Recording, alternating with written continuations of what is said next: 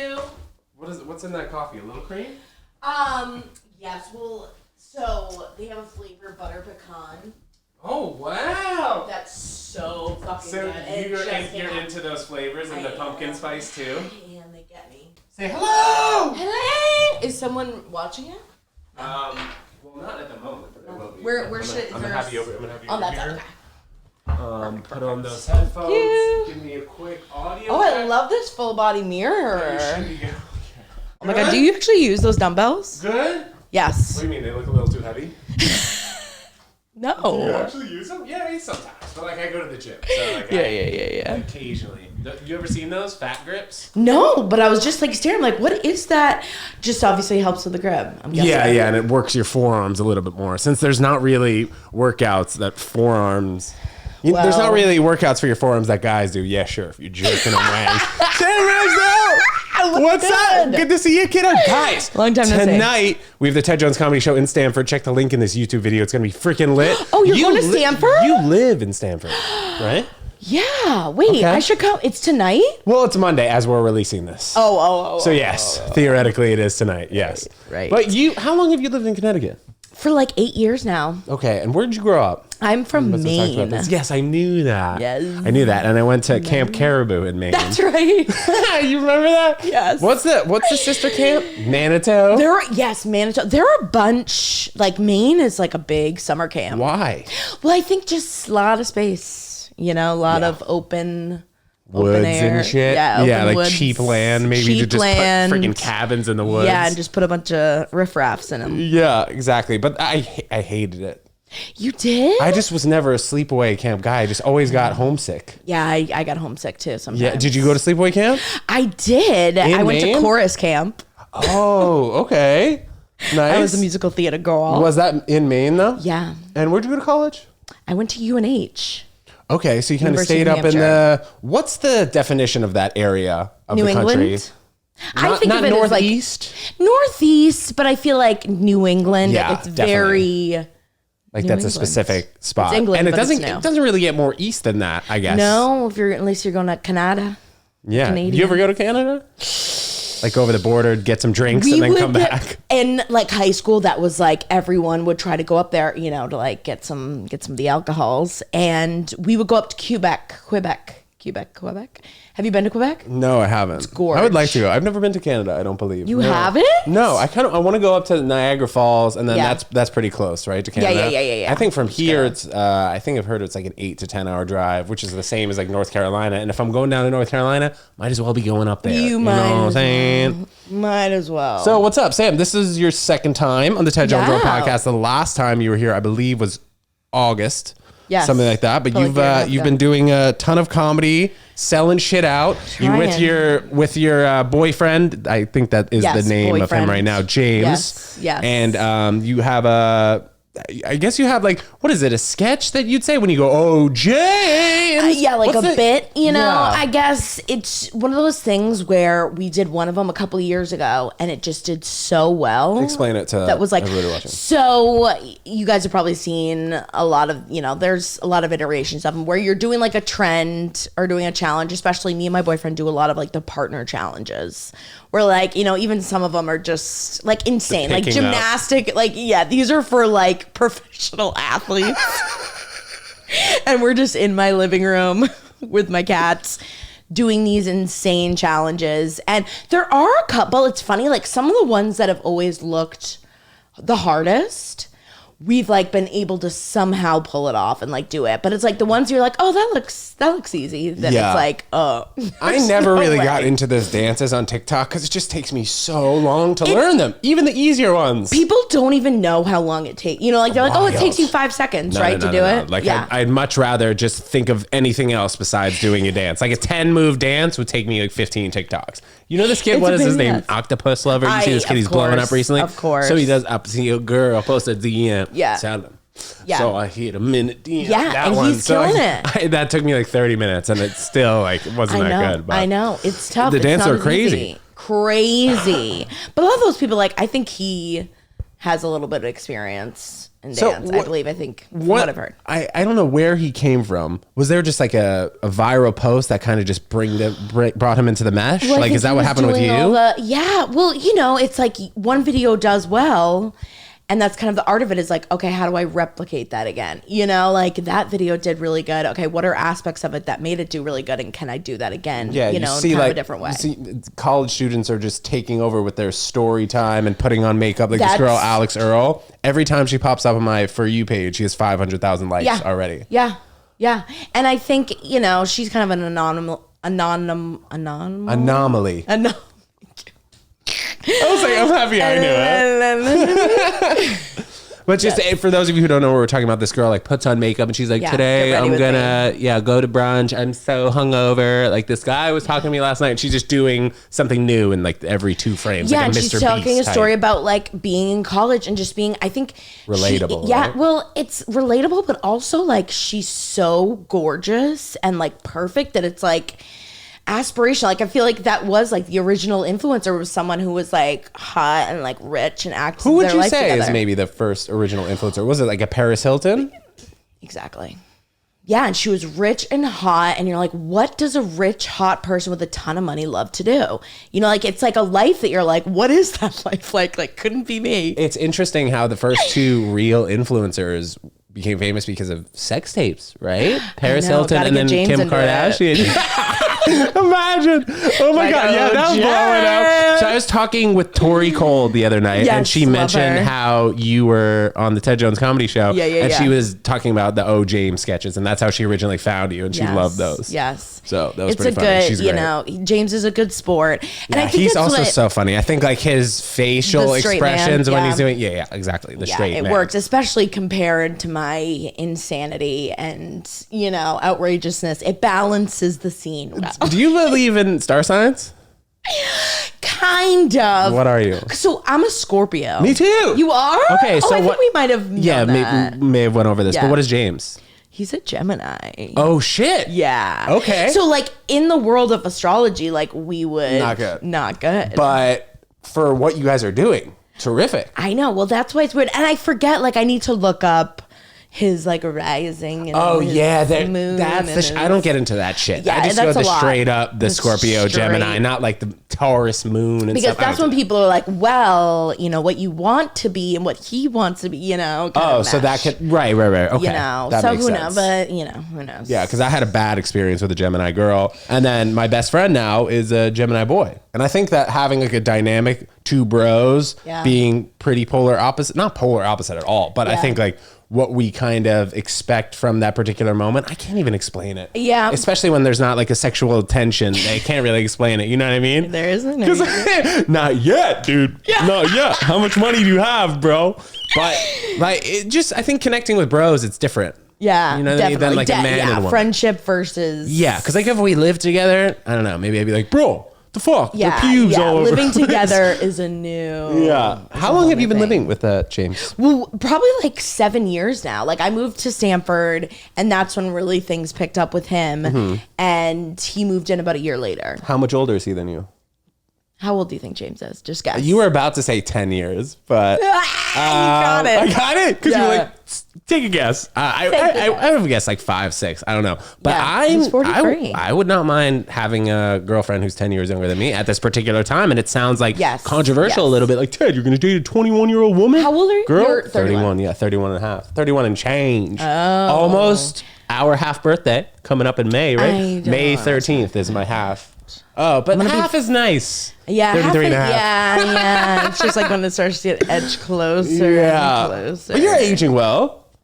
You look great. I'm trying. You look great, Sam. I'm you look great, for real. I'm trying. How's comedy been? How's everything been? Let's talk about it. Because the last time you were here on the couch, you were selling shit out. Yes. Well, trying. It's like, especially with where I'm at, like it's nice because I can travel to different places because I do have, an audience that comes from, all over. So obviously I lean on, the social media a lot to help bring people to the shows. Mm-hmm. So, I've been able, like I'm going to Austin in June. I'm going to Maine next month. I'm doing some shows in LA. I'm going to Toronto in August. And this is all you headlining? Yeah. Doing the whole show. Are you doing an hour now? So I'm like 45 minutes. And then you'll just have like a couple people. And then I have, a couple of people. But I do, it depends. Like I've been playing around. I do kind of like this, because I do in social media, I have, I've been doing this for a couple of years now where I have people submit their anonymous secrets. And even on our podcast that James and I do, we talk a lot about, like it's called Weird and Proud. And we have people call in and tell us their weirdest secret or like something weird that they do. And so it's become so I'm like, how do I can bring an aspect of that to the show? And I actually do like the last like 10, 15 minutes is people writing it. Like they'll literally handwrite at the beginning of the show. James goes around. With a little hat. With like literally a little hat. Old school style. We have like pens and paper and people will write down their secrets. And I've seen this new comic that started doing a version of it. He does confessions and there's like a QR code on the screen so you can like submit it electronically. Oh, okay. And I was like, ooh, that's actually a good idea. Yeah, that is a good idea. You see on the back of this, we have the QR code. Do you? Oh no. That was just water, right? Yeah, not a whole cup of vodka. Yeah. All right, I deserve that. Well, it's wet, right? It's water. Anyway, I have a QR code on the back. You see that? That's very smart. So when you snap it, it goes to very TEDJONESWORLD. Anyway, very what were you saying before I did? Well, what was one of the weirder moments or one of the weird things that somebody reached out and told you? I'm going to get a little napkin. Go ahead. I've had so many weird ones. A lot of like, one that stands out to me because it was just so specific. Like I think some of the ones that get super, super specific, like one woman liked to go to these sex parties that had themes. Like a swingers party? Yeah, like a swingers party that would have like different themes to it. And one night it was colonial time themed. No way. So she's like wearing a George Washington fucking thing? And she was the butter churner. So like she dressed up as like, I don't know, butter churners in the colonial times. And like, yeah, and literally would just churn butter and like that, and then she'd make it like sexual. And then she'd like, yeah. And so that was, she loved, that was like her favorite. That was her secret, was that like she loved the colonial times sex party. Swingers. There was like a weird story behind it though? Yeah, well, just, just that she told that she was the butter churner and there was something about What did the guy do though? Like she was being dragged along or what? Well, and then apparently she would use the butter as like lube. Yeah. Oh God. Yeah. Actually. Well, some people use coconut oil. Okay. So maybe like a ghee, for the vegans. Yeah, but I feel like butter is straight up from a cow, right? Like, where's coconut oil from? The coconut. Maybe that's more natural than taking it from like the vag of a cow, Yeah, cow fat, basically. I think I by accidentally ate cream cheese, non-vegan yesterday. Yeah, because I ordered vegetable cream cheese, thinking to myself, it's fucking vegetable, but it's tofu cream cheese, Ted Jones, not vegetable cream cheese. So I had a few bites and I was like, fuck. Do you like get really sick if that happens? Maybe I would, but this particular time I didn't. I was like happy that happened. But if I eat too much of anything, I'll get sick. Too much sugar, too much salt. Just because I eat very healthy. Yeah. So anything that's weird will just fuck up my system. Like if I have a Coke, if I have like a full, not cocaine. Yeah. Well, either way. But if I have a can of Coke, I won't feel so good. The sugar, the salt. I don't think my body's used to it anymore. Because I used to go to McDonald's 3 or 4 times a week. Weren't you? Did you used to be a little chonker? A little, yeah. I lost 25 pounds. Oh, good for you. So when was that? Kind of like my overweight phase. It was I'd say probably like 4 years ago. Oh, okay. And I had jaw surgery that like really affected what I was eating. So I got really skinny, but I was also doing a lot of drugs. It wasn't great. I was promoting clubs. Do you know that I did that? No, I didn't know that you promoted clubs. Yeah. So like 6 nights a week I was out until 3 a.m. Like in New York City? Yeah. It was like my summer gig for a while. And then I was working for my dad. I was just doing shit that was just easy for me. Yeah. You know what I mean? Getting the wrong crowd. Yes. Yeah, definitely. So there's a lot of like cranberry vodkas, a lot of smoking heaters. Yeah. It wasn't a healthy time. Yeah, that was me 6 years ago. I was pushing 210 pounds. Whoa. Yeah. I lost 60 pounds. Sorry, was that rude? But you look terrific now. You look good. You look great. You're a whale. You look fucking great. No, yeah. Yeah. And that was the same thing. I was in like a sales job. Sitting. That was like, yeah, you know, and I was working my ass off, and I was loved my butts. Oh, my yeah? Did you do Adderall too? No, I should have. Right. I was fat. Oh, yeah, because that'll help you stop eating, right. Yeah. But what was your mindset? Like, you'd walk in, you'd work for 3 hours, hunched over, you go outside, 15-minute cigarettes, lunch, breakfast, the whole thing? So I was like a traveling saleswoman. So like was in my car, like going door to door sales. Oh, that almost sounds like that would make you want to eat more. So I was, eating on the road, you know, like always eating fast food in the car, ripping butts. Yeah. And just eating like crap, never worked out, never exercised. I was literally in the car like 6 hours a day. I think we talked about that. Did you have any pains in your body? Yeah. That came out, like I was back pain all over. And like I just got super sick. And I have not had it since, but because I ate a lot of sugar too. I was like a sweets person.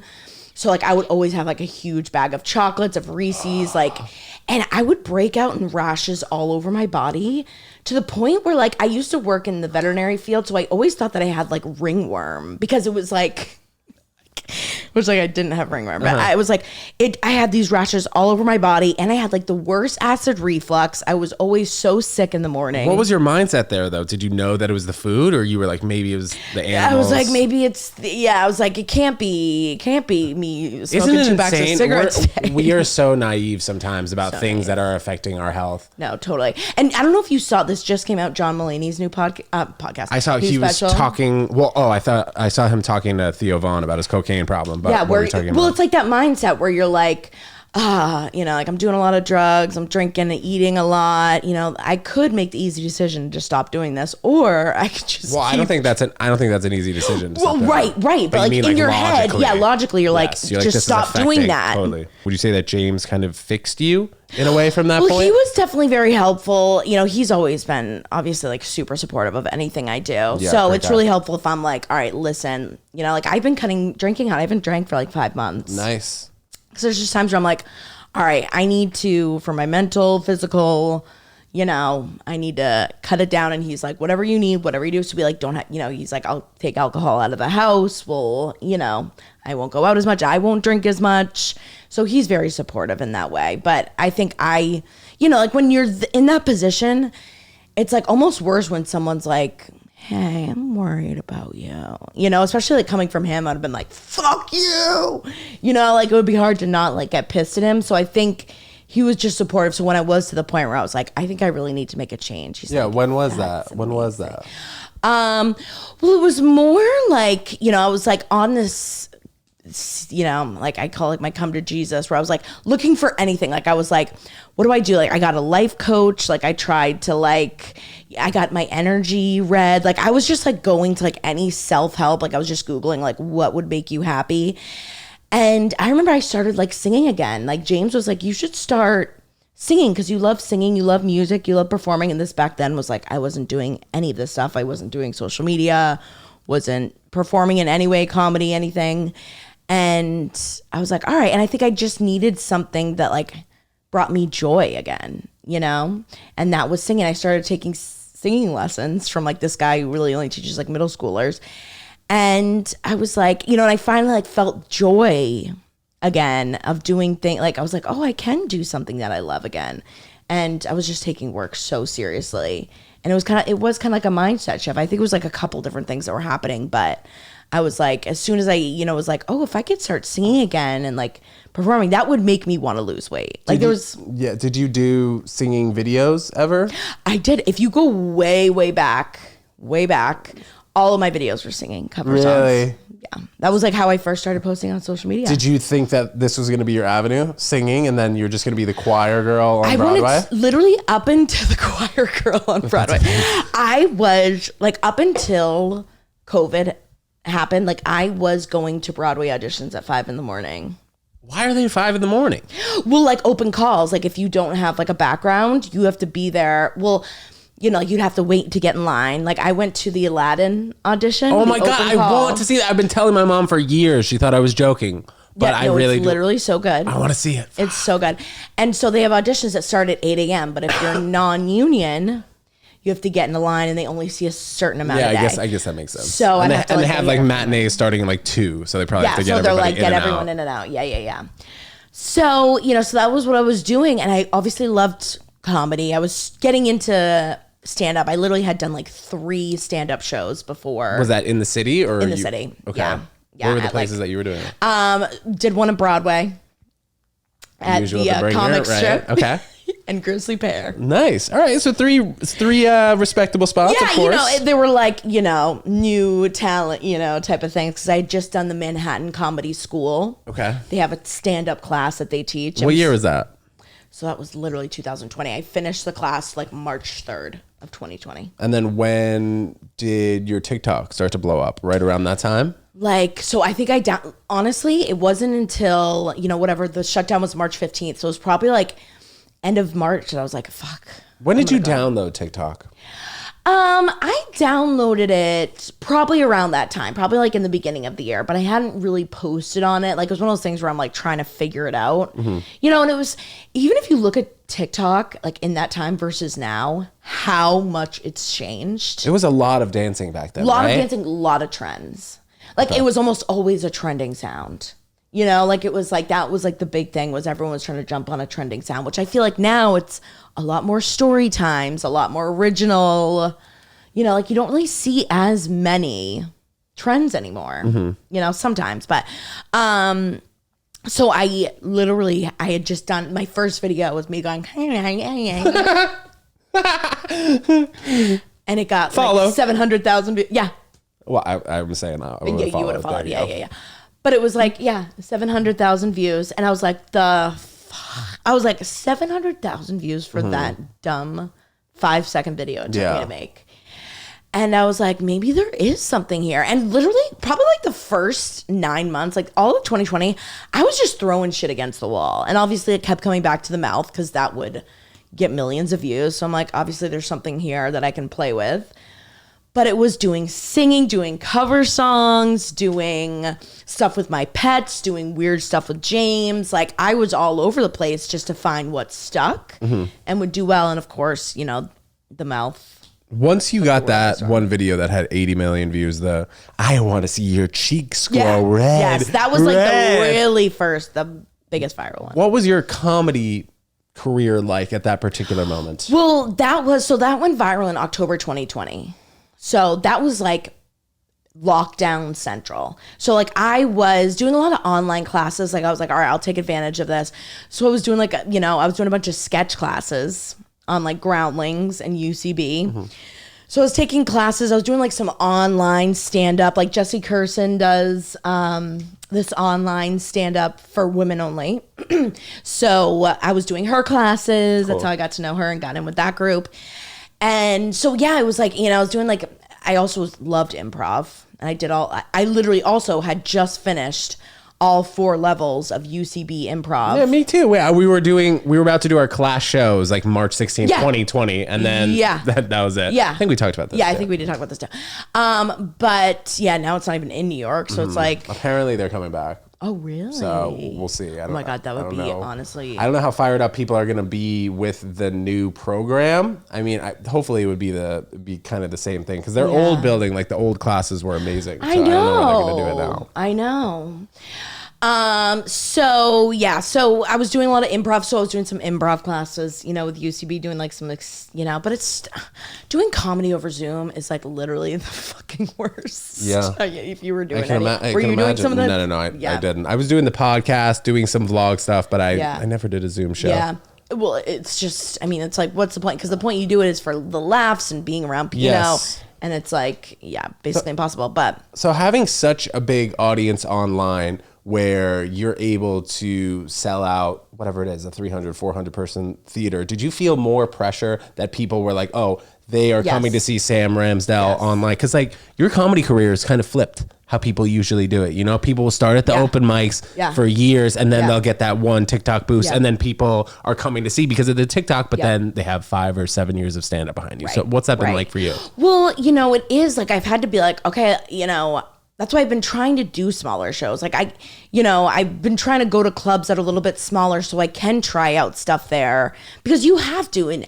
And stand-up comedy is one of those things that you almost can't just like jump, the line, because you just aren't ready. Like I really have to, the last 2 years it's been, running the same material and making little changes here and there. Like you've probably seen a lot of like because we've done a lot of shows over the last couple of years where like, I was so new at it. You have to do it a million times to get good at it. And it is one of those things, like it takes, there's like that stat that like it takes 10 years. Especially when there's the high pressure, like you're saying, people are coming to see Sam Ramsdell. They've seen her on TikTok. Right. They want to see the funniest part. Yeah, like you don't really have room to mess around with 5 minutes of jokes. You kind of want to have your 45 minutes all set. Yeah, like ready to really, go. really tight. So it is hard, and especially too, people like post your clips online, and I'm like, I'm not going to post my best stuff because like I only have so much right now because I've only written so much. Some of these other guys that you see are posting clips have been doing it for 20 years. Yeah. So they have jokes they can retire and not do again and post, or they're doing a lot of crowd work, and it's stuff they're not going to use again. So it's like, I don't have that because so much of my stuff is like refined and stuff I've literally been working on since before the pandemic that, is finally at a point where it's like, okay, this is tight and this is, How are you adjusting? Good. It is kind of crazy. I feel like I had talked about this even too on my podcast about the loneliness factor of like this line of work, which like, I feel like you see some of these big people online, you see some big comment, or performers, and you're like, oh, they must, know, they have millions of people that follow them. But it's like, it is the loneliest job I've ever had because I only have myself and like me to lean back on. Like it's my face, it's my brand, my page. And especially like, if you start a new job, you get a workbook and like things to expect. Your 30, 60, 90 days as a new hire here. And it's like, you don't get any of that when you start in the entertainment world. Well, what do you think it was going to be like when you had a huge fan base and you were like, okay, now I'm going to travel? Well, I thought that like I would have a manager. Like I thought like, you would have a team, and I do have an agent, but like, I thought I'd like be in contact with them. And I guess I see some of these other, influencers with huge teams. They have a PR team, they have a manager, they have an agent, three agents. That might not be the people who are doing stand-up though. Totally. And I guess, I'm also kind of looking because I am kind of like this mix of like a creator worlds, right, and a comic. Sure. But you have all these people that come on the road with you, and you do these shows, you have, and I feel like it is also hard to like kind of make genuine friendships too sometimes in this world. Yeah, because people will probably be bitter and jealous of you, just to be honest. Well, that, and it's just like, you don't know if like people are really want to hang out with you because they like you, or like, are they just like, hey, can you tag me, really? And like, hey, can you post it's just like, you feel like, so it's hard to sometimes, be like, do you really like me? Fit in also. Because you have such a big presence, and then the people who've been working on it for 3 to 4 years, they're kind of like, oh, well, she has this huge following, but she's at this show here with me. I'm jealous. I'm pissed. Well, yeah, and, I was out, I have a friend's birthday last weekend, and I showed up, and one of the guys who ended up getting really drunk came up to me. He was like, I really didn't want you to come because I thought you were going to be a bitch and that it was going to make this all awkward. He's like, but you're cool. You're actually like super cool. I didn't expect you to be cool. It was just a random guy at the party? Yeah. So so there's just like people. Bro. I know. Well, he was on a lot of things, and I was just like dead sober, and I'm like, great. So I think a lot of people don't know how to act sometimes, right? A lot of people are like, oh, are you gonna post about this? Are you making a post?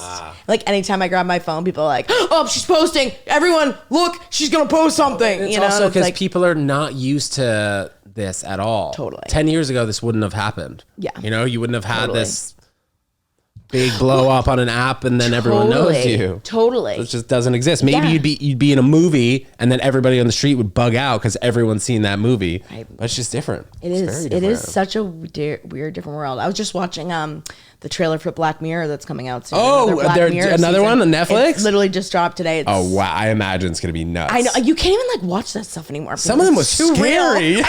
Yeah. Wait, what was the one where it was like you had clout and then like every time you did something weird, it like went down a grade? That's literally how I feel going outside. Yeah. I'm like, I'm sorry. I wonder if they'll do one of the episodes where like if people are just in person walking on the street and you see like, is she single or not? And you'd be like, oh, she's single. Okay, I'll go up to her, talk to her. Yeah, or like, does she want to be approached? Or like, does she like me? Right, Yes. Right. It's literally, top of the head. That's probably going to be with like all the AI stuff. You can just like have your AI person go out. Yeah. I don't know, man. It's some crazy stuff. But yeah, is. it's weird to think about. It is. It's like, it's a very crazy new world. Yeah. And I love it. And, you know, realistically, you and I would probably not have the opportunity to talk for an hour sitting on the couch just shooting the shit. 1,000,000%. You know what I mean? Yeah. So how's your podcast been going though with James? Good. It's been fun. You know, it's, you know, again, it's great because number one, it gives me another opportunity to try out some new content and like some stories and stuff. You know, it keeps you on your toes, right? Keeps you on your toes rather than just writing for. So it just gives me something a little bit different and obviously longer form. So I'm not thinking, how can I cut this down into 60 seconds? You know. So, and James and I obviously have a lot of fun doing it. It's a nice little, you know, break from him just like showing that he literally hates his life all the time. You know, like he speaks English. He actually talks. He's actually great, dude. James, Yeah, if you're watching, which I imagine you are, what's up, buddy? You're a great dude. Yes, James. Yeah, he obviously big fan. He, you know, he is like the most genuine. Like he's from Wisconsin. Okay. Oh, he's a cheesehead? So he's a cheesehead. He just is like the nicest guy ever. Like most supportive, most genuine guy. Good. So he is, so we have a good time and it's, you know, again, just, it's like you also in this world, it's like faster and faster. Like you can't just be like a creator or comedian. It's like, you have to have a podcast. You have to have the YouTube. You gotta, you know, constantly have the merch. And it's like, you can't just do like one thing or even two. It's like you have to do everything. Yeah, you really have to be an all-around type player. Yeah, to like be, you know, taken like for real. So, you know, so we love doing it. It's obviously great too to grow, you know, again, trying to grow my YouTube, you know, and like have another thing to bring people. Cause like, you know, of course, when everyone was freaking out about the TikTok thing. Yeah, you were talking about that with me the other night. How do you feel about that? How TikTok potentially will be banned, but probably won't, right? At this point, do you have any behind the scenes info or no? Not really. Only, you know, just what I watch on TikTok, but where I get all of my news and facts from. Yeah, it's crazy how I feel like I do not even need to read anymore. I swear to God. No. It's just a waste of time to read. Literally. Like a book's gonna take me 3 weeks. I'll just watch a 2-minute TikTok. Right. There's a sketch on TikTok about that too. How like everyone's going around like, yeah, I read this thing. It's like, you watch it on TikTok. Yeah. And my grandma's like, I saw you been this. reading today? Yeah, reading all day. I was on TikTok. Big reader. Yeah. So I don't know if it actually will get. I highly doubt that because then it like, you know, brings up then again with social media in general and the First Amendment and, you know, then it begins a little scary on what they can have access to. What do you think social media is going to look like over the next few years? Is it going to make a lot more stars, continuing to make stars? Are people just going to be completely digital? What do you feel? It's hard. It literally within, you know, 6 months, I feel like TikTok changes just like who's going viral, who's big at the moment. But yeah, I think TikTok's going to continue to grow. I think, you know, it'll be interesting too, to see what happens with like, you know, I know YouTube is trying to fight a lot against TikTok. This whole Lemonade, have you heard about that new app? No, talk about it. So it's a new app and they've been pushing, you know, they'd reached out to a bunch of TikTokers, obviously a bunch of people who are big on other platforms and are like, we'll pay you. They did, but it was like not pay enough to like drive people to another, you know, it's like, it's not worth it. But it's almost kind of like a Pinterest of like social media. Like you go on, you have a profile and like it's basically like, looks like little block grids and you can click on something and it's like, you know, 10 things I do every morning as my morning routine. And then you can watch a video where it's like, you know, very versatile. So you can do like almost like a blog post, or you can make pictures, or you can make videos. So I haven't played around with it enough, but like that's like the new thing that people are talking about is, oh, like Lemonade is going to be the new thing. Well, is that just looking at everything that person's brand kind of? Basically. It's like, yeah, it's like having a place where like your blog, you know, like if you do blogs, if you do video, long form videos, short form, it's like any type of media is on there. It's kind of like a free for all. What's been your best moment in comedy thus far? Best moment like in live comedy and stand-up? Yeah, stand-up, yes. Well, just, you know, again, like being able to sell out shows. Like I just sold out Maine, which obviously, you know. So you added another show there? Yeah, or is that it's a different almost, state? I added another show there. So. Yeah, which is nice. And, you know, just being able to travel all over and being able to have such amazing support. Like I never thought I'd be able to do a show in Texas and, you know, like have it, you know, basically be covered by people who want to come see me, you know? So that's really cool. I'm very grateful. It is like, sometimes I do have to stop because everything's moving so fast constantly. And I'm constantly like, you have to be in the mindset, like, what's next? Like, I got to do this. Where it's like, sometimes I forget to like stop for a second and be like, holy shit. Like, you know, like when I really stop to think like 3.6 million people are like, you know, doing these big shows, you know, that it's like, oh my, like this is real, you know, like it almost like doesn't really fully hit you. Was there a switch where people started recognizing you on the street fully? People started reaching out to you for gigs? Yeah. I mean, definitely over, you know, the last like year, 6 months, you know, when obviously my Instagram's been growing really nicely, which has been awesome. So I've seen an uptick and just, you know, which is nice. It's like, that's like your biggest fear as like a creator or anyone comedian to be like irrelevant or like, oh my God, people aren't going to care about me. If we're going to be working with AI so closely over the next hundreds of years, I know we got to figure something out. Yeah. Because there is a disconnect. I feel. You know, something can be so good, but because of the computer program, it doesn't pick it up. Whatever it may be at a particular time. It is. Yeah. And it's hard because, and I'm sure like, you know, every other creator and comedian goes through this, but it's like when the algorithm like can dictate like how your life is going. Money-wise like, too. Money-wise, like if you're getting good brand deals, like brands are going to pay you less if your reach is less, you know. This didn't exist 20 years ago, which is a crazy thought. People will say, oh yeah, stand-up was a lot harder to make it 20 years ago, but you didn't have to wear 10 different hats. Right. You wore one hat and everybody around you was basically wearing one hat. Right. Maybe you look a little bit better because you went to the gym, you're eating healthy, your skin looks better, but it's just basically your health and your stand-up jokes. Totally. And even like you look at Matt Rife, who's like blown up. And so, you know, people could be like, oh, look, it's so easy. You just throw up some of your stand-up. And it's like, he also like, I'm sure he has to hire a like very professional videographer, sound person, all the way he gets the angles. Like he has multiple different cameras set up so that he can get everyone's reaction from the crowd work, all the editing and work that goes into his clips. You know, it's like, it's so easy to look at stuff and be like, oh, that's so easy. Like, you know, you just threw up those clips. But it is like, and I'm sure, you know, a lot of those crowd work jokes are kind of similar ones he's done for the last 10 years. And he's just been able to perfect them. I mean, obviously, a lot of them you can't know ahead of time. But there are certain lines and questions you know to use that are going to get good responses from the crowd. And you know, and it's like, it does take a lot of work. And even just doing those TikTok, you know, it's like, I'm sure he probably just hires people to do it all for him. But like when you're kind of in this stage where it's like, you're doing a lot of it yourself, a lot of people just don't know how much work it is. You talk about behind the scenes. What's something that people wouldn't otherwise think about how much work it is? Watching and scrolling on TikTok. I mean, that's like, you know, that responding to people.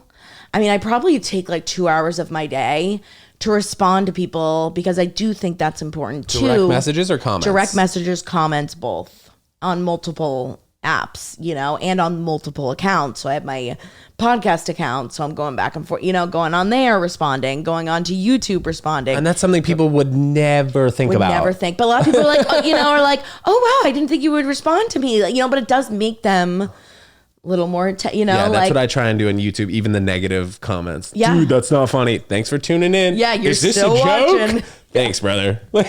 Please subscribe. I'm just saying, and I 85% of the time when I respond nicely to a mean comment, I don't hear anything after. Of course. Like if you want to start a war, bro, right. like let's go, doggy. I got the freaking fat grips. Yeah, you got the fat grips, bro. The dumbbells. No, but it's funny that, you know, how people act online as how they act on person. You'll rarely have a hate or comment from somebody who has a full legit profile, right? Right. Well, and I always think of like people who comment negatively, which of course I get a lot of, like what state of mind they have to be in to write something negative on someone else's. Yeah. What do you think? You know, it's like people are just, it's like you feel worse for them because I've never been so angry at the world or like, I mean, maybe I would have actually like 5 years ago. Because I was like really depressed. I have gone through some bad. Yeah, but, and maybe when I was 13, 14, I was doing stuff like that. Maybe not, and a lot of times vicious. it is like 13-year-olds. Yeah, though, too. not vicious stuff, but like like I was hate you, fucking shut up. dumb. Yeah, dumb. Yeah. Which it is a lot of times too. And I'm like, oh my God, this is so mean. And I look, it's like a 12-year-old. I'm like, okay. I wonder if they're gonna regulate. What were you gonna say? Well, I was just gonna say, yeah. So it's like these are not like normal sound of mind people. I wonder if they're gonna put regulations on stuff where you're not allowed to use certain apps until you're 14 years old. I think that'd be great. You remember when we were kids, we didn't get cell phones until we were 15, 16, 17. Yeah. And the first kid in our grade was probably 14 or 15 to get cell phones. Literally. It was just, you didn't do it. It was a flip phone. It was and not you couldn't text allowed. or go on And the then internet. Facebook, it was just for college students, and anybody who was in high school was like, what? You're not allowed on the Facebook? So I think that these early kind of rules for society and using these apps, it was good. Like, I don't want my 4-year-old kid to be on the iPad 4 hours a day. No. And it's tough because it's addicting as fuck. And it's so easy because you're like, here, so it's like such an easy fix, kind of. I don't. How would you I don't bring my phone to the gym, and I don't bring my phone when I run now. That's some of the easier clearing of the head. While it's very difficult to go to the gym and just listen to the "Baby, you're like lightning in a bottle." Yeah, so you just listen to like the gym music? Yeah, and they have a playlist. Oh, that's my worst nightmare. No, they have a I would playlist just wear of the like headphones just to 100. wear. Yeah, well, you probably hear it, but they have like 150 songs, and like I added a few Where of do them you to my go? Spotify. What gym? That's super easy for me. Yeah. Cheap.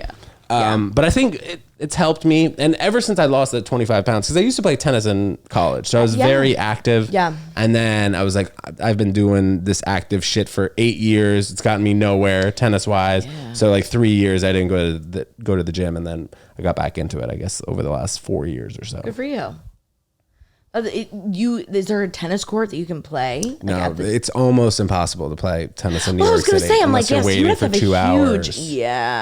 huge space. And then indoor tennis costs at least $80 an hour if you're playing at 11 p.m. And then if you're playing at 6 p.m., it's double that, like 150, 160 bucks. Oh my God, that's just crazy. Interesting. So you just play in here. You get a tennis racket. Exactly. We can go volley to volley. Yeah, and I have a tennis ball there. What made you go to Stanford? Why are you there now? For a corporate job. And then honestly, I had wanted to live in New York City so bad. When's it happening? When I make $1 million. Soon. So tomorrow. Yeah. Put down the deposit. It's just so it's so expensive that it's like, it literally is right now just so cheap for me to just take a train, Also, like it's a 40 going from suburban life where there's so much room around you, then being in Stanford where you have a big apartment too, it's like you keep just going downsizing. It's tough. New York mindset-wise. I don't want to downsize, right? Yeah. Like it already, and we have a backyard. I'm close to the water. Do you have a pet? I have a house. We have a dog and 4 cats. Oh wow! So next is a child, potential. No? Who knows? Maybe. Who knows? It's a lot of work than a cat. Yeah.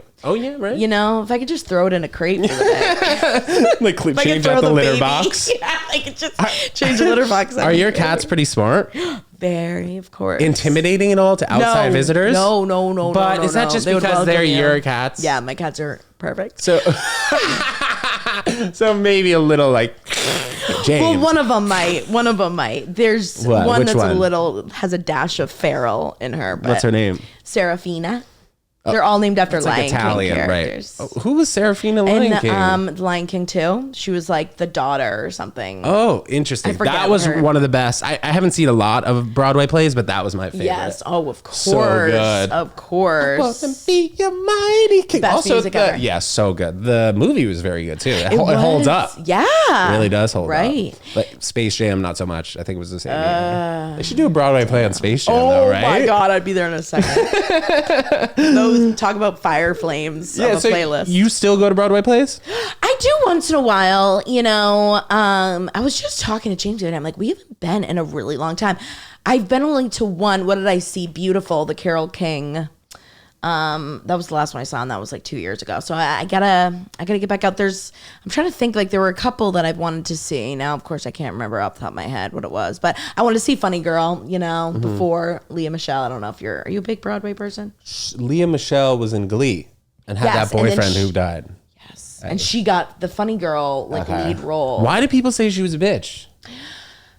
You know, diva antics. You know, like, you know, all these rumors she doesn't want people to make eye contact I don't think you can do that anymore with social media. People just call you out. I'm scared of literally doing anything in public.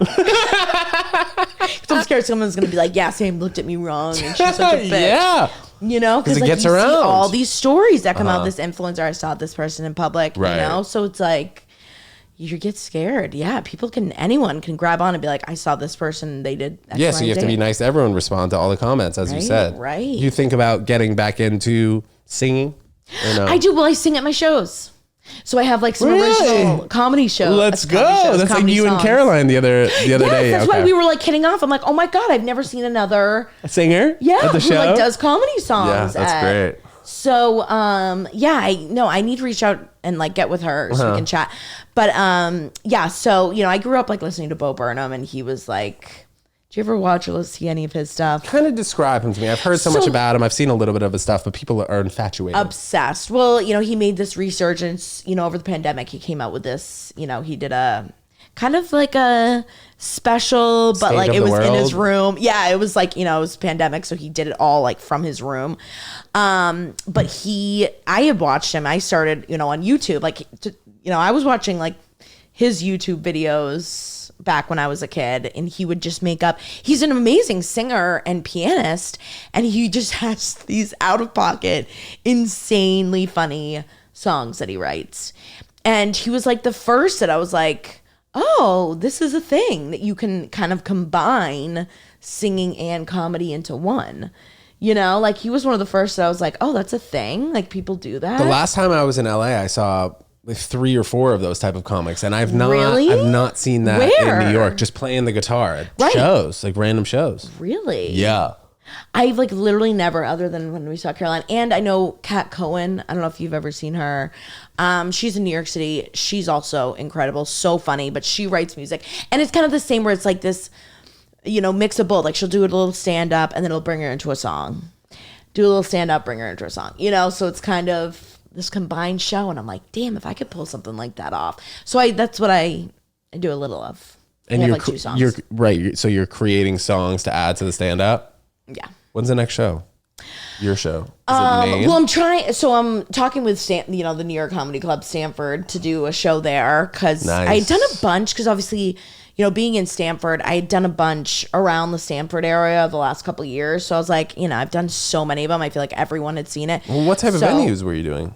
Well, Fairfield has a bunch in Fairfield. Yeah. Norwalk, there was a place in Norwalk, BJ's. I don't know if you ever saw it. Maybe I've seen that. They have done like a couple, you know, kind of pop-ups at different spots over the, you know, COVID. But this was really like the first real like comedy club in Stanford that opened, you know, the New York Comedy Club one last couple months. So hopefully doing one there. But I think the next, I mean, is really, I'm going to Spain for the next 2 weeks. Oh, wow. No, what part?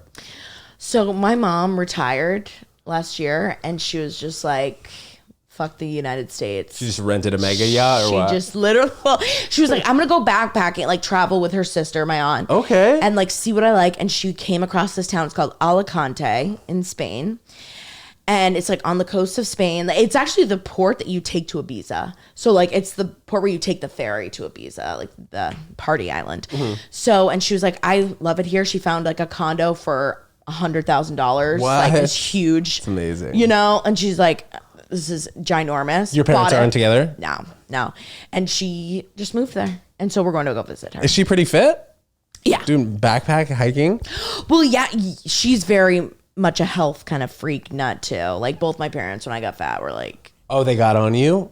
Yeah. What was some of the stuff? Well, they were just like, you know, it was like, are you being healthy? Mm-hmm. You know, it was a lot of like, we're worried about your health. But I imagine though, being a girl and growing up and having that phase would be more difficult than being like myself, a guy. Yeah, it was, you know, a lot. You know, my parents would like pat my belly and be like, oh, this is getting a little big, you know, like getting a little fluffy.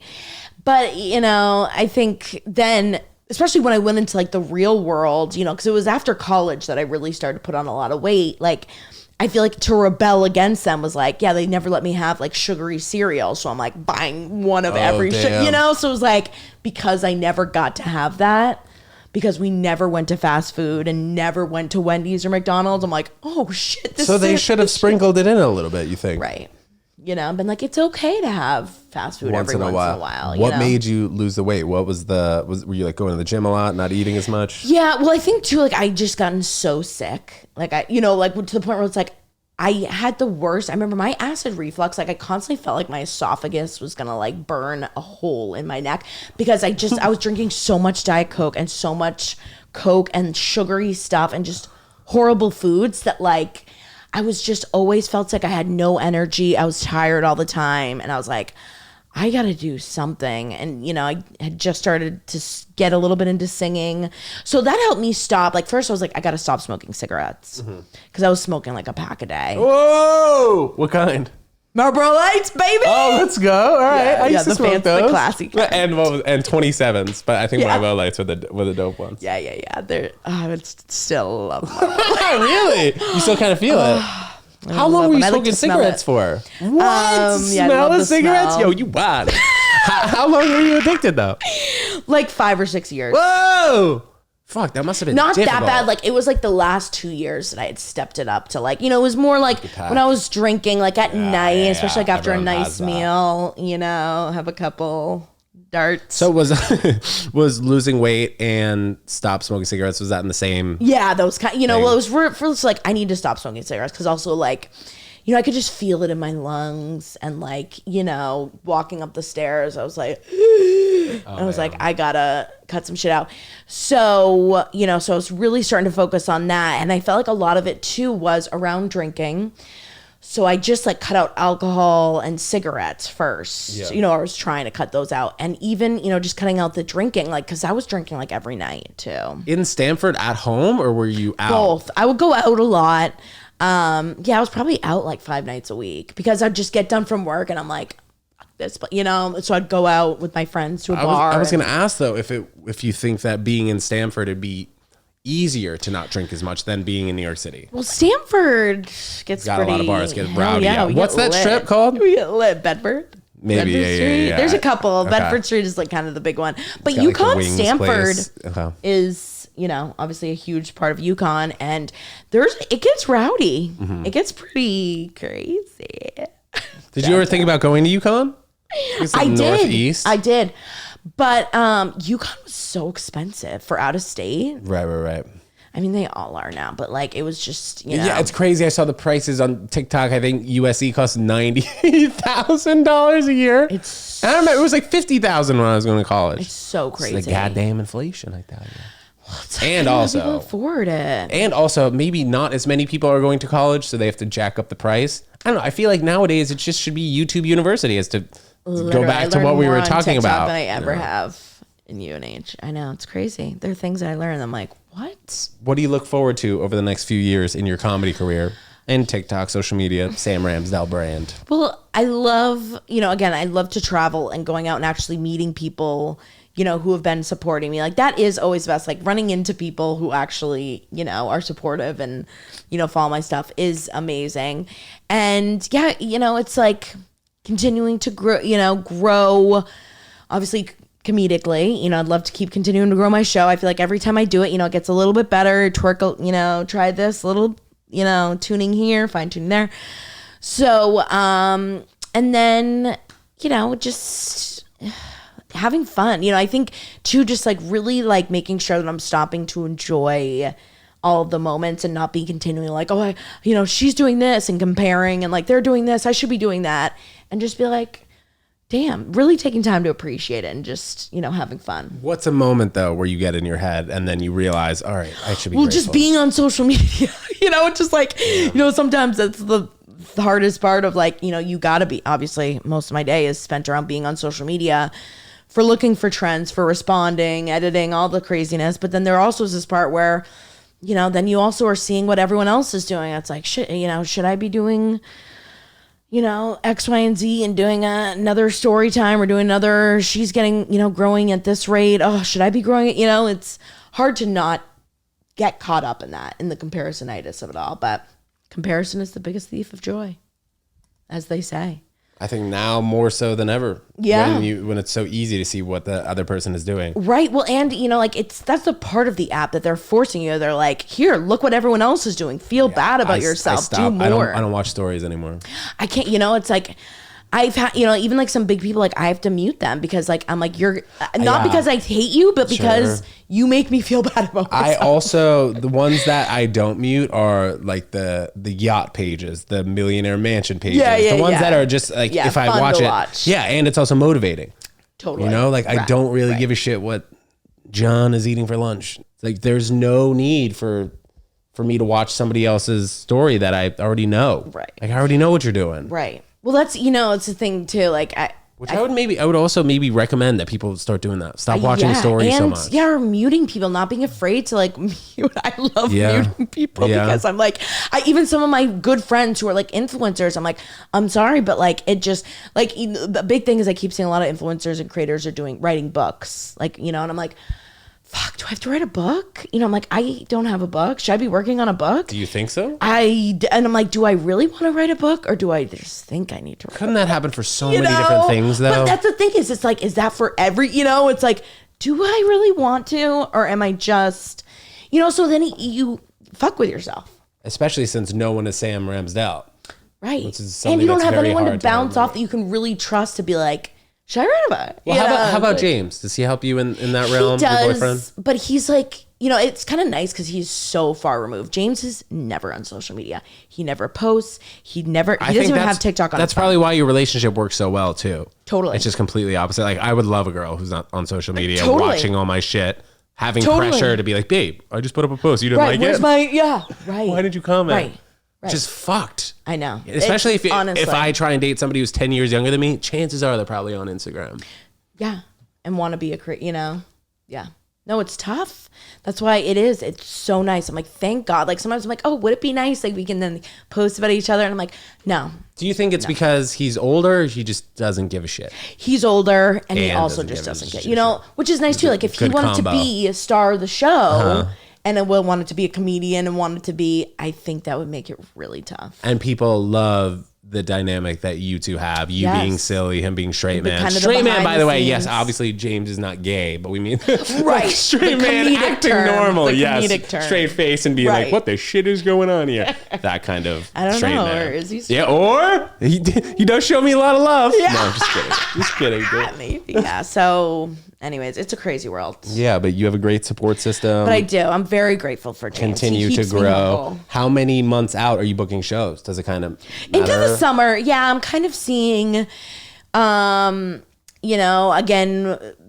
where my audience is also biggest. Like funny enough, like one of my biggest following is from Texas. So that's how do you find that out though? You can pull stats on like your like.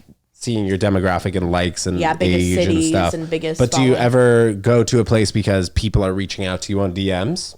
I do. And that's, which is nice because then that helps me not have to do as much work. Because again, I'm the one doing all this. I'm the one looking up, Austin, Googling Austin comedy clubs and then DMing them and being like, hey, any chance you have any... Don't you find it interesting how you need to start up the process and then you'll have somebody take it over for you? Because as we keep talking about the past, it was kind of like, you have your stand-up set. Okay, you are hilarious. You're killing in your certain environment. Now somebody else will reach out to all these clubs because they know the booker. They know the manager. It's not just, on Instagram, hey, we want to do a show there, which I do a lot of times. I'll reach out to clubs and be like, look, we can put together a great comedy show. I do this. I'll talk on the phone. Yeah. We market it. Well, and it's a lot of self-marketing. A lot of self-marketing. And I don't think people realize too how much work and how much money it is to put on a show. Like even just putting on the show, like that's why too, like I've had some bookers reach out who are like, we'll book you, do your shows for you, but we want all your shows and we want 20% of everything you make. What do you mean all your shows for that like particular any weekend? Show, yeah, like any show you book for the next year, you're tied to us. We book it. Like even if someone reaches out to me in the DMs, like Cap City and Austin. But is that particular? But you can't do any other shows in Austin. Any shows anywhere in the U.S. without them getting paid for. Like they're like, we're your show. Wait. That's like a manager though. Kind of like a booker manager. What's the situation though that has happened? What do you? So like I had this booking company that reached out. They're like, we, kind of like a manager booking and kind of do a little but bit of both. they would book all your shows. All my shows. Okay. All my I thought live it was like shows. Austin was like you can only perform in Austin. No. No, they were just like, we're like any show that you book that's live anywhere in the US, we will book it. We'll do all the back work, but we get 20%. It's like when you're first starting out, normally you have to pay to get a spot somewhere, you know, or these bringer shows, you got to bring people. But yeah. We mentioned Austin. You hear about Joe Rogan's new club, Comedy Mothership? Yes, while we're there, I really would love to go to a show. You there, gotta go. Yeah. Andrew Schultz and amazing. Joe Rogan were talking about the comic pay. Andrew Schultz was praising Joe Rogan and being like, I cannot believe we're getting paid X amount of dollars per set. They didn't mention a number, but I imagine it's got to be a few $100s, which is just unheard of in the New York comedy scene. You know, like, yeah. it takes a long time before you start even getting paid in the New York comedy scene. Well, yeah. Or like you're paid peanuts. So like, yeah, you give 20% to a booker, then you give, you know, normally it's at least another 30% to the club. So at that point you have 50%. Then you got to pay the opener, the host, then cameras, videos. You got to pay for flights there. Normally one time, you know, sometimes you'll get a really cheap hotel, but the other nights, if you want to stay any other night, you got to pay for that. Is James traveling with you? And James comes. So like, I feel like, you know, it's like, he, well, of course, is like, I'll give you money for but I feel like I'm the one who's dragging you to do this. Right. He's not getting anything out. Like, I'll get flights, you know, and he's a good sport. He's come no matter what show, no matter if I'm doing 10 minutes, no matter if I'm doing a whole show, no matter, like, he will be there. He comes to every single show. I'm sure you've noticed, like, every show he will come to. And he has a full-time job, you know, like, that's completely unrelated to this world. And he's still, every show, he will be there. Support system. He is. He's the best. That's why, you know, I'm like, if I didn't have James, like, I think I would be like out of my mind, you know, because it's like, he's the one person that I'm like, you know, at the end of the day, I can be like, you know, and not feel like I'm complaining. Cause I think too, a lot of times, you know, if I go on, I'm like, oh my God, today was a rough day. Like, you know, people are like, oh, she's complaining. She's negative. She doesn't, you know, appreciate what she has. Yeah. You know, so it's like, that one person that I can. So I'm like very, very grateful that I have him. You see yourself releasing a Sam Ramsdell hour special on YouTube? The I would Hulu, love Netflix, to. whatever. That would, yes. That's a, you know, bucket list is to do a special. Yes, I would love to. I would. And do you see a time frame for that? Probably Not within really. like a year, you know, year, 2 years. Cause I am, you know, it's, you know, you're always going to feel like it's never at the, you know, I mean, at least I feel like I'm like, it's never at that perfect spot. I'm like, I could, you know, add one more thing here. Maybe I can make that song a little bit tighter or make that, you know, that bit a little bit tighter. So, you know, I think it's at least another year or so of working out stuff. But more so YouTube, you think, rather than probably YouTube streaming services? Who knows? You know, like those another industry that changes like every 5 seconds. You know, there could be another streaming service in 6 months from now that's just stand-up comedy, you know, like Mint, you probably see, like that's, you know, a streamer that does a lot of stand-up and goes to these comedy clubs. So it's like, you never know, another 6 months, you know, or a year, it could be like a whole, Joe Rogan could have his own, like, you know, I could see that too. He has a streaming, you know, where you can go on and watch comedy, you know, just stand-up comedy or any types of comedy shows. So I think live streaming of comedy will continue to grow, and it's going to be something that comics are going to have to get used to having their material all over the place. Yeah, with what's his face, Chris Rock, who just did his live comedy special on Netflix. Like Netflix is doing a lot of the live stuff now. Yeah, but that what's it with that other one? Oh yeah, that fucked up. Also, what's the deal? Why is everybody so mad at Vanessa and Nick Lachey? I didn't watch it, but I watched the TikToks. It was all over my shit. They're just, you know, it was very like a biased kind of interview questions. Like you could tell there were certain people that they liked or didn't like, and you know, they're just, you know, you got to watch what you say these days. Cause you know, Vanessa was also pushing a lot of people on like, when are you having babies? When are you having babies? Yeah. And that's like, you know, it's a thing now that like, oh, it's not cool anymore. Fuck, I have to cut out when I asked you if you're going to have babies. I don't care.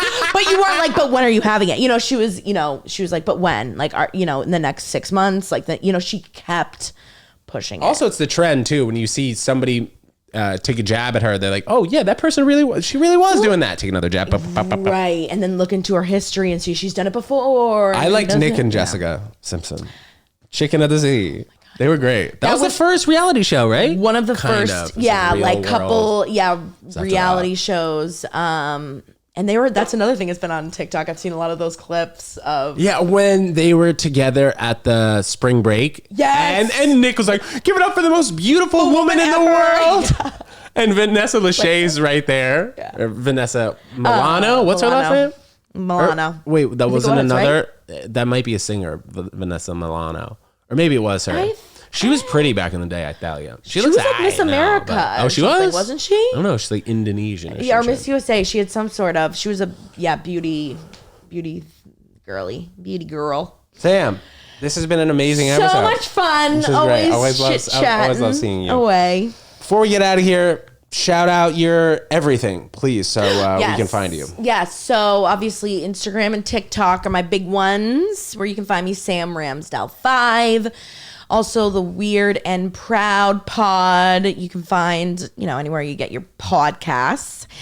And if you follow Instagram, TikTok, you'll see I post about all my live shows and stuff too on there. So come see a live show. And she's hilarious, by the way. Sam, always a good hang. Thanks so much for coming on the podcast. Thank you so much for having me. Guys, thanks so much for tuning in and listening. If you're in Connecticut tonight or you live in NYC, want to take a short train ride, come to the Ted Jones Comedy Show.